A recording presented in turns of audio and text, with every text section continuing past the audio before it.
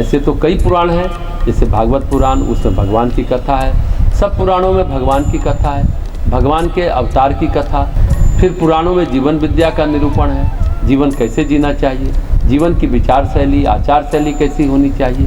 कुछ बातें ज्ञान विज्ञान की है जो जीवन से संबंधित है, जीवन उपयोगी ज्ञान है, उसकी चर्चा है। फिर पुराणों में कुछ इतिहास की कथा है, राजाओं की कथा है, प्रेरक कथा इतिहास की है। इसमें गरुड़ पुराण की क्या महिमा है? कहते हैं अंत भला तो सब भला।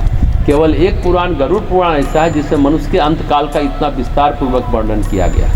अंत भला तो सब भला कहते तो सब है, लेकिन अंत भला कैसे हो और फिर अंत भला से पूरे जीवन का भला कैसे हो, ये कैसे, क्या और क्यों, यानी कि अंत भला से संबंधित सभी प्रश्नों का उत्तर केवल और केवल गरुड़ पुराण में दिए गए, विधिवत और सम्यक रूप से दिए गए और विस्तार पूर्वक भी दिए गए। प्रेत का उद्धार भागवत पुराण पढ़ने से भी होता है। प्रेत के लिए क्या करने से प्रेत का उद्धार होगा, ये और कहीं नहीं है, ये गरुड़ पुराण में है।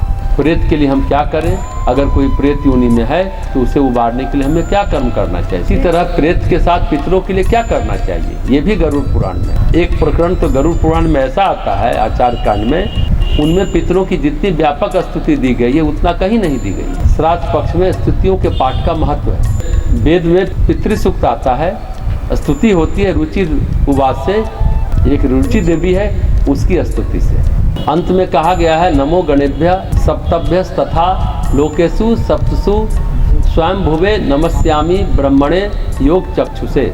ये गरुड़ पुराण की महिमा भी है और विशेषता भी। कुल मिलाकर गरुड़ पुराण में अंत भला तो सब भला है, लेकिन इसे जीवन यात्रा के बीच में भी पढ़ा जाए तो ये गलत नहीं है, जरूर पढ़ना चाहिए। पुराण का मतलब पुरातन कथाओं से प्रेरणा, यानी जो हमारे पूर्वजों के, हमारे ऋषियों के अनुभव है, जो पुरातन अनुभव है, उनकी कथाओं से प्रेरित होकर के अपने नवीन का निर्माण करना होता है। इसलिए पुराण को कहा जाता है एकदम नया।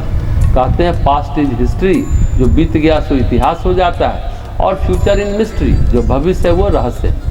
ये हिस्ट्री और मिस्ट्री के बीच में क्या बचता है? प्रेजेंट बचता है। अगर प्रेजेंट का ही वो आप सदुपयोग करते हैं, समझने की कोशिश करते हैं और समझते हैं तो हिस्ट्री से आप सीख सकते हैं और मिस्ट्री को संवार सकते हैं। नहीं तो कहने में ये बात रिद्मिक लगता है, लेकिन है बहुत अर्थपूर्ण। पास्ट इज हिस्ट्री और फ्यूचर इज मिस्ट्री, और ये प्रेजेंट ही हमारे हाथ में है। प्रेजेंट से ही हिस्ट्री और मिस्ट्री के रहस्यों को सुलझाया जाता है। हिस्ट्री को भी सुलझाया जा सकता है और मिस्ट्री को भी सुलझाया जा सकता है। यही सत्य है।